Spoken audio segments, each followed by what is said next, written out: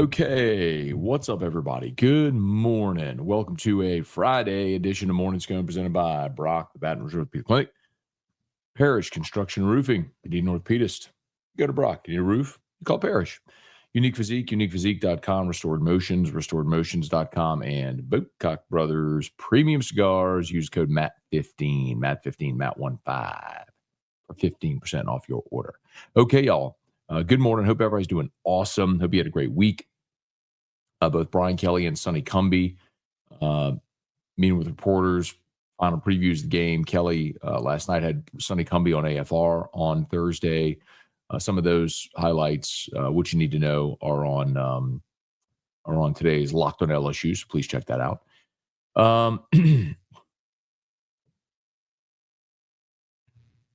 Excuse me. NFL season got kicked off on Thursday night. Eagles, Cowboys. What a game. Tons of offensive fireworks early. Both teams combined to score on the first 7 possessions of the ball game. And then things slowed a bit. Defenses picked it up in the second half, and the Eagles were able to hold on. Dallas had their shot late, man. CeeDee Lamb dropped a few balls, and then Eagles were able to salt it away and run out the clock. So Eagles get a win on opening day. Jalen Carter spit on Dak Prescott, got ejected before the first play of the game. And then they went back and saw Dak spit on Jalen Carter first. So interesting. Okay. We'll say some good mornings here. Please smash the like button if you would. Subscribe to the channel, Facebook, like the page, share the post. Chase Young, a DNP for the Saints yesterday. That's unfortunate. Calf injury, not expected to keep him out long, but certainly has him in question for this weekend. Same with Trevor Penning, the toe injury. Has not practiced yet this week. And, we get the injury reports Wednesday, Thursday, Friday from NFL teams. And if by Friday you're not at least a limited participant, you're not out on the field, moving your legs, doing football adjacent things, and it is unlikely you're going to play. So if Penning and Young DNP today, we'll probably find out that they're not going to play in the opener. But we'll wait and see how it goes today practice. Okay, let's say some good morning, y'all. You know the drill. Please smash that like button. Questions, comments, whatever you got, fire away. Tiger Poppy first up. What's up, man? Kelly, Abner, No Sweat Sports. Bubba, good morning. Thomas, hey, Craig, good morning. Day 2 of saying good morning. Well, good morning to you, Craig. Hope it's a great one. Hey, Dustin, Pat, good morning. Day 5, counting up again. Chance, forgot Tim Rattay was on the staff. Yeah, so there's a lot of ties to Louisiana Tech on the staff. So Tim Rattay, of course, is in the Louisiana Tech Hall of Fame. Joe Sloan coached there for 10 years before he was hired at LSU. And Blake Baker coached there 1 year in 2014. So Sloan, Rattay was on staff at Tech as well. So Sloan, Rattay, and Baker were all on staff together in 2014 at Louisiana Tech. So interesting ties there. Hey, Jalen. Ian, good morning. Do you expect Javonte Williams to have a great season? He's in my RB2 in fantasy. One in your opinion. Man, I've said this before. It always surprises people whenever I tell them. I have never, not once ever, played fantasy football. So I am probably the wrong guy to ask if you're thinking through a fantasy perspective. Now, I do think, he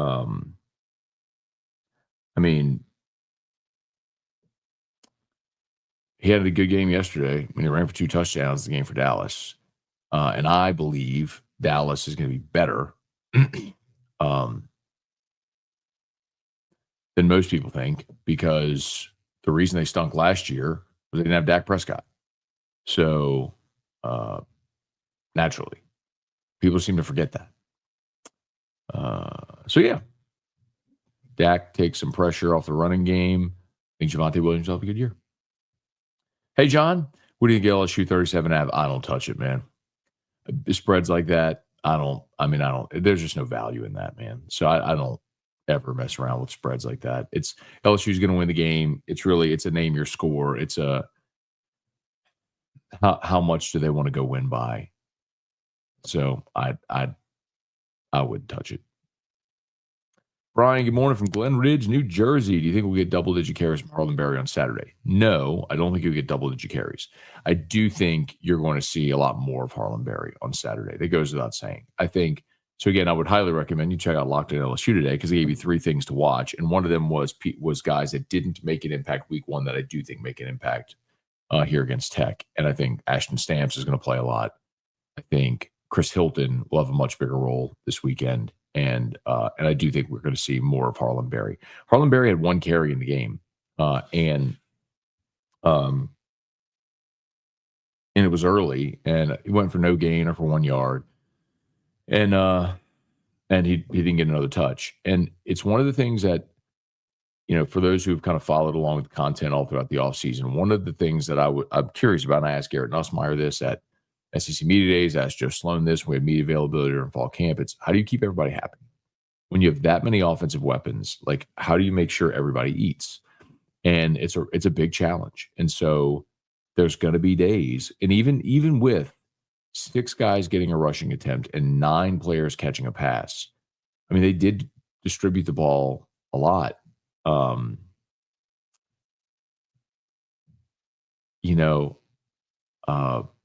But even still, Nick Anderson didn't have a catch. I'm not sure he had a target. Harlan Berry only had 1 rush. Chris Hilton had 1 target, 1 catch. I mean, it was just, there's going to be, like, that was a day where Bauer Sharp had 8 targets, 5 catches. Aaron Anderson had 5 catches. It was just a day in the short intermediate game. So there's going to be days where they stretch the field, and there's going to be days where it makes more sense for Harlan Berry. But I also think we'll see a lot of Juwan Johnson again.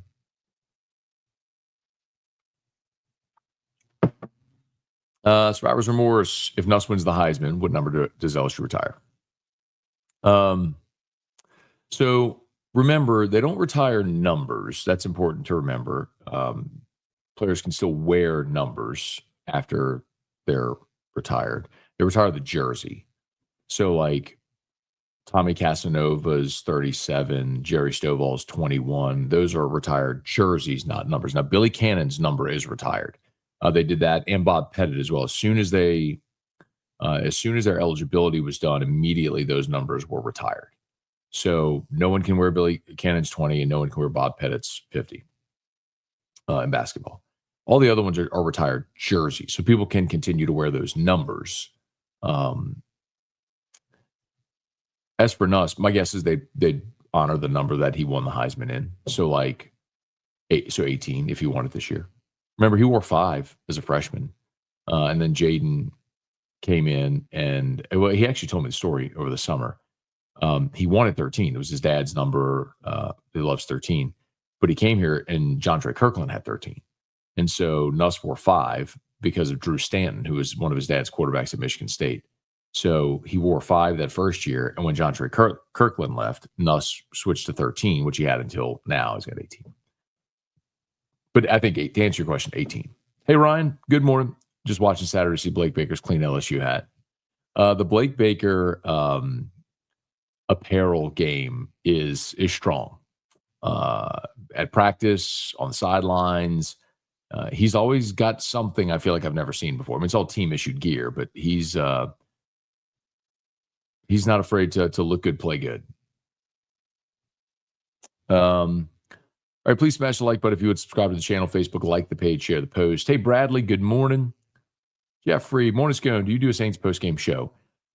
Usually what I do, yes, Jeffrey, usually what I do is when the Saints game ends, that's when I take Drew to the mall. So I do a live reaction show while I'm driving Drew to the mall. So the Saints game ends, I go live on my YouTube channel, and I just kind of rap about the game for 15 minutes or so while we drive to the mall and just give you my immediate reaction to it. So yes, I will go live on this YouTube channel, on the Matt Moscone YouTube channel, right when the game. I see it's Jeffrey. I see you're on Facebook, but so make sure you get over to the Matt Moscone YouTube. It's Overtime with Matt Moscone on YouTube. Hey, Chance, did you hear Brian Kelly say he'd like to get all 3 Weeks brothers on the field together at some point this season? I did. Actually talked about that in today's episode of Locked On LSU, so I would highly recommend you check it out. Yeah, I think you really have 2 opportunities for that to happen. One of them is this weekend. Maybe 3, but it's hard to say what the season's going to be like when you play Western Kentucky at the end. But so, like, Zach Weeks is Zach Weeks is a freshman and is most likely going to redshirt. So he can play in 4 games and not burn a redshirt. But this is the only opportunity you'll have to get West, Witt, and Zach all on the field at the same time this season, obviously, because West will be out of eligibility and Witt most likely is going to go pro. Most likely. So you're really looking at this week or maybe in a couple of weeks when they play Southeastern. And it's going to have to be at a point in the game where it's not too risky to have Zach in there and also not too risky to have West and Witt still in there, if that makes sense. So, but I do think it'll happen at some point, even if just for a play, a little like Rudy's situation, which would be cool. Hey, Quentin, good morning. Rex, good morning. Middle-age grind. What's the status of Nick Anderson? He's good. He played. Nick Anderson played 20 some odd snaps the other day against Clemson. I just don't. He just didn't have a target in the game.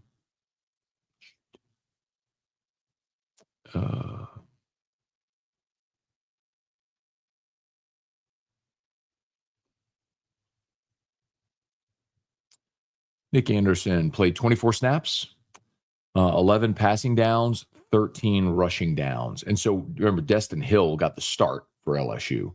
And when Destin Hill was injured on the second play, Nick Anderson kind of became the big wide receiver, the blocking wide receiver out there. So he just did have, let me make sure he didn't have a target. I want to make sure I have that right.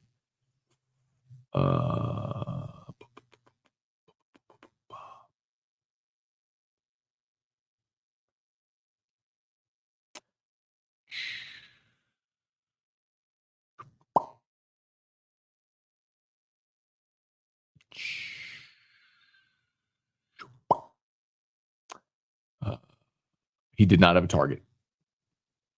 So 24 snaps, did not have a target. Hey, Rex, ever see a guy kicked out of the game so fast, Jalen Carter? I mean, that was crazy. If you missed it, what a wild start to the game of the Eagles and the Cowboys. So on the opening kickoff, an Eagle player had to be carted off. I think he looked like he tore his ACL. And then while they're bringing up the cart, Dak and Jalen Carter get into it, and Jalen Carter spits on Dak, like spits on his jersey, not his face, but on his jersey. The ref sees it and kicks Jalen Carter out of the game. Well, then they get other camera angles. Dak spit on Jalen Carter first. And so Jalen Carter was retaliating and got kicked out of the game. Can you imagine if Dak had gotten kicked out of the game before the game even started? All right. Please smash the like button if you would subscribe to the channel, Facebook, like the page, share the post. One second. Parish Construction and Roofing. At Parish, we've got you covered.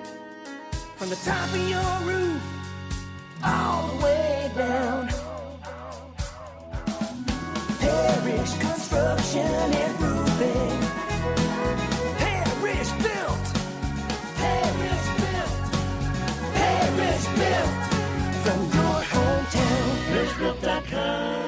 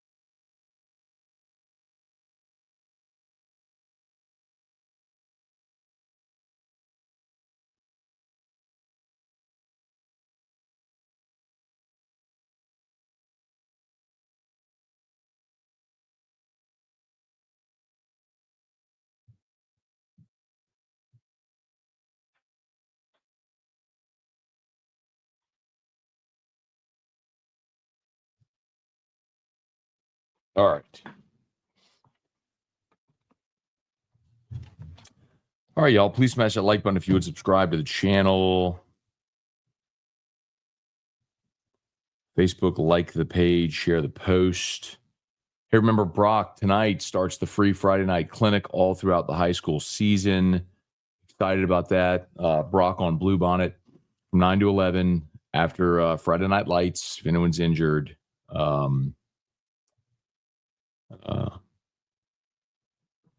Yeah.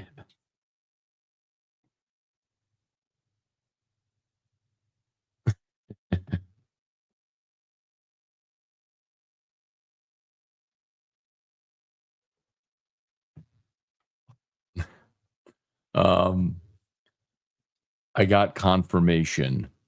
Let me call it loose confirmation that if in fact ULM manages to beat Alabama this weekend, that we'll be in Monroe for AFR. I am God, that'd be so good. So good. All right. Oh. Aw. Well, my guess is that is my godchild, Ivy, right there on the other end. Frankly, Ski would be my buddy, Ski. I love you too, Ivy. I hope you have an awesome day at school. And you come to my house anytime. You're welcome to come. And when you come to my house, you can come on my show. We'll sit here and we'll play on the show together. And you can tell everybody hi. You can tell stories. And you can sing and dance, do whatever you want. It'll be your show for a day. I hope you have a great day at school. I'm so glad I saw that. That made my morning. Let's see. Christian, there's some scuttlebutt. Emmanuel Tucker may be flipping to Ole Miss. Just rumors are a legit possibility. I wouldn't rule. So Emmanuel Tucker is the offensive lineman from Ole Miss who's committed to, or from Mississippi who's committed to LSU. For those who didn't know, I wouldn't rule out anything. Not that I've heard, but that doesn't mean that it's not a possibility. I mean, I would imagine that Ole Miss would continue recruiting an offensive lineman who's the top lineman in the state, who's from North Mississippi. I would imagine they keep recruiting him all the way to the very end. Do you see Nick Anderson's role increasing as the season moves forward? Yes, absolutely. I mean, I think it's important to remember what I said a little bit ago about like Chris Hilton, for example. When you have this many receivers, like who do you want to take targets from? You want to take like Barry Brown was only targeted a couple of times. There's just certain days where the matchup is going to favor certain guys over others. Like, what if a team decides we're not giving you anything underneath? Well, now all of a sudden it's no longer an Aaron Anderson, Xavier Thomas, Bauer Sharp game. Now it's more of a Barry Brown, Nick Anderson, Chris Hilton game. Chuck, what's good, man? Good morning. Team Drew, thank you, man. Hey, Brad, good morning. What do you think about college game slate this week? Kind of stinks. But typically, whenever you have, it is fair to note, typically whenever you have these sort of sleepy little weekends of college football, something, like it's not just fans that sleep on it. Players tend to sleep on it too. And typically that's when you'll see something happen, some kind of upset. You do have Iowa State. That's the big noon kickoff. Baylor SMU could be interesting. Oklahoma State, Oregon, the spat this week with Mike Gundy and Dan Lanning talking about their NIL budgets. That could be interesting. You do have an SEC game this week. It's Ole Miss, Kentucky is 2:30 game on ABC. The 6:30 slate's got a couple of good ones. I mean, obviously LSU's playing Louisiana Tech, but that's when Michigan, Oklahoma play. Mississippi State hosts Arizona State. It's 5.5-point line. I mean, Arizona State's number 12 in the country. Could Jeff Lebby's squad pull the upset? And then 6:45 on the SEC network is ULM, Alabama. Just the theater of that, of the just in case, what if sort of thing. You know.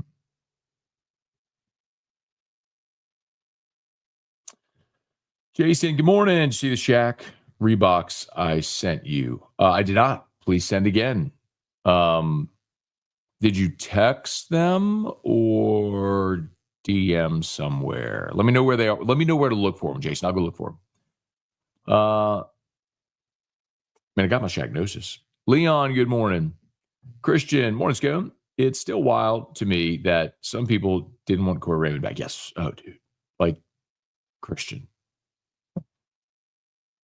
I mean, I should probably go onto Twitter and in my email and everything and dig up receipts and just call people out. But it was one of the dumbest things. Like, it goes to show you how sometimes fan narratives get started and people just fall into this echo chamber and they believe it. They're like, oh, Corey Raymond lost his fastball, stopped recruiting. Like, that never happened. Corey Raymond recruited Eli Ricks from California, the number one corner in the country. He had Dwight McGlothern here, who was another long, rangy corner. Like, he had Jay Ward here. Like, he didn't stop recruiting. And then you had Radarius Jones and Demarius McGee, who were in that mold, but transferred, COVID, transfer portal thing. Ogeron gets fired, like everything unraveled. But like, what if Corey Raymond stays and then Eli Ricks and Dwight McGlothern never leave? I mean, you never have the dip that happened whenever you hire Robert Steeples. Anyway. Hey, Thomas, 5 down, 6 tomorrow. The crew of Dale is sad. Cliff, let's see. No, Matt. Dak spit on the ground, albeit in Jalen's direction. Jalen spit on it. Dak did not spit on the ground. Dak spit on Jalen. He very much spit on Jalen Carter. Brad, is there a reason you never played fantasy football as much as you love football? You'd really enjoy it. I wouldn't enjoy it because I want to watch games. I don't want to watch players. That's my thing. Like, I don't want to, like, if the Saints are playing the Bengals and I have Joe Burrow, like, I don't want to be cheering for Joe Burrow to throw for a bunch of yards. I want to be all in to cheer for the Saints to win the football game, is the sort of thing. So no, I would not enjoy it. That's specifically why I don't want to play fantasy football. Hey, Daryl, any other team out of the SC impressed so far, especially on our schedule? No,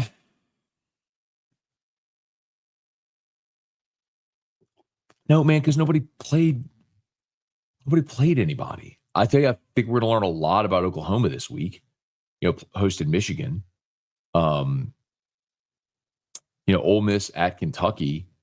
Kentucky at least can play some defense, and Kentucky has been a bad matchup for Ole Miss. Given that team fits, I mean, that's a 10-point spread. It's one of those ones where Lee Sterling was on our show yesterday. He took Kentucky in the points, so that could be worth watching. But what did we learn from A&M against UTSA or Florida against Long Island?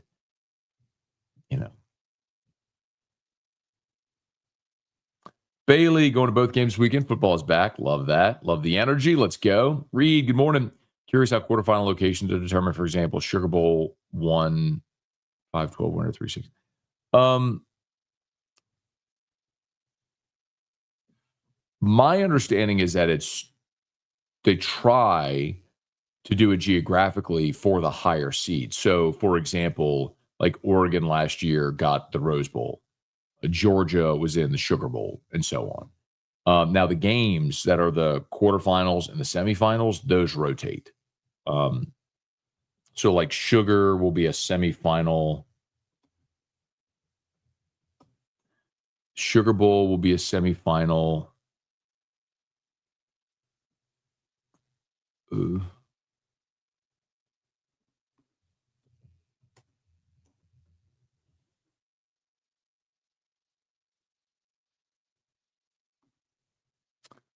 Let's see if I'm looking for the.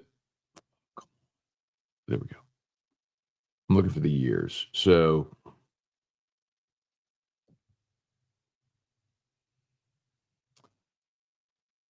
because you have the 6 bowls, right? The Rose, Sugar, Orange, Cotton, Fiesta, Peach. Of those 6, 4 are the quarterfinals, and then 2 are the semifinals, and they rotate each year. So I'm trying to see what the annual rotation is for when the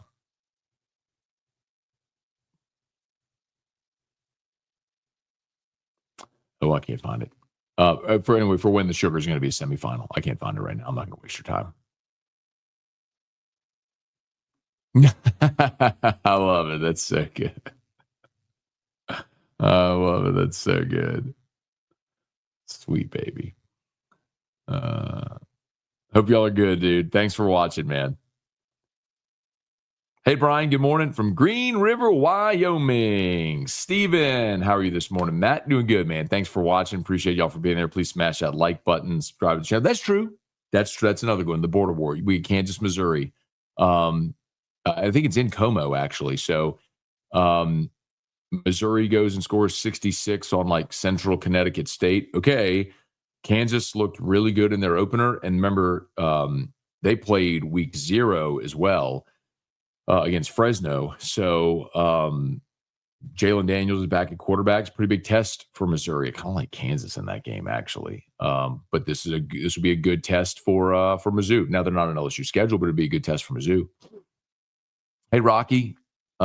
Jason just recent. Okay, I'll check. Michael, good morning. LSU learning to play defense has me thinking of Happy Gilmore when he learns to putt. Oh, Happy learned how to putt. Dave and Sugar was the semifinal last year. No, it wasn't. I was at the Sugar Bowl last year. Sugar Bowl was Georgia Notre Dame. It was that was a quarterfinal.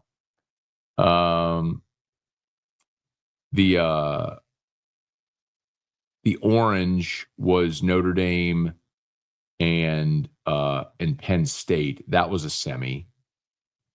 And Texas, Ohio State was in the Fiesta, was the other semi.